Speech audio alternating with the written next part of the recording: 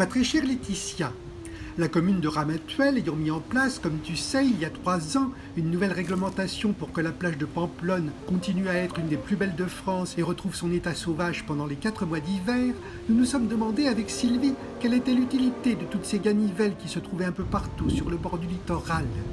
Aussi, ayant eu l'occasion de croiser notre ami Guy Martin, le chef de cabinet du maire, je me suis empressé, comme tu dois t'en douter, de lui poser quelques questions.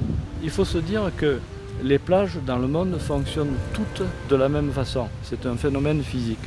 C'est que la mer retrousse le sable, elle vient faire pression sur le trait de côte, et ce sable retroussé, il est accueillant pour des espèces adaptées à ce milieu. Et ces espèces, avec leur radicelle, vont le fixer, et le sable progressivement va s'élever, va faire un bourrelet, et quand le vent ralentit, il dépose ce qu'il transporte. Donc on peut le ralentir artificiellement avec des ganivelles. Dans un certain secteur, on a mis des casiers de lattes de châtaignier pour ralentir le vent et pour que le vent dépose entre les ganivelles les grains de sable qu'il transporte.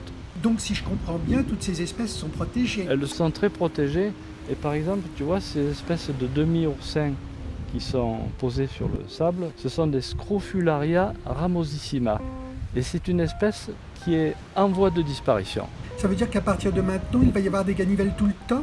Oui, le principe c'est que la plage étant fréquentée chaque jour par jusqu'à 30 000 personnes l'été, on ne peut pas aller laisser ces personnes venir piétiner ces espèces. Donc il faut vraiment que la dune grise soit mise en protection.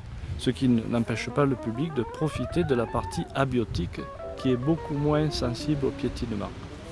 30 000 personnes par jour en été? Ce sont des pointes, oui. C'est l'équivalent d'une ville. Derrière moi, là, c'est une passerelle bois légèrement surélevée pour permettre de longer la dune sans la traverser partout. Dans la mesure où on doit mettre en protection ces espèces que nous venons de réinstaller dans la dune. Tu les vois là, entre les ganivelles. Et tu trouves qu'elles sont bien reparties? Il y a une très bonne reprise. On voit que ces espèces venaient de la dune, retournent à la dune et s'y plaisent beaucoup. Et vous les avez trouvées où? On les a trouvées à la fois sur le site et pour une partie aussi en pépinière. Et toutes celles qu'on voit là ont été replantées? Oui, oui, oui. Tout ce que tu vois dans les casiers a été replanté parce que ici la dune avait été totalement détruite. Totalement. Et t'as l'impression qu'il y a également plus de sable maintenant qui est arrivé? Regarde au pied des ganivelles.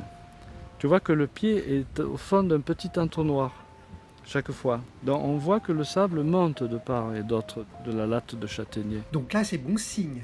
Très bon signe. Ça marche très très bien. Bon, eh bien, merci Guy pour ces bonnes explications et je te dis à bientôt sur la plage. C'est un plaisir.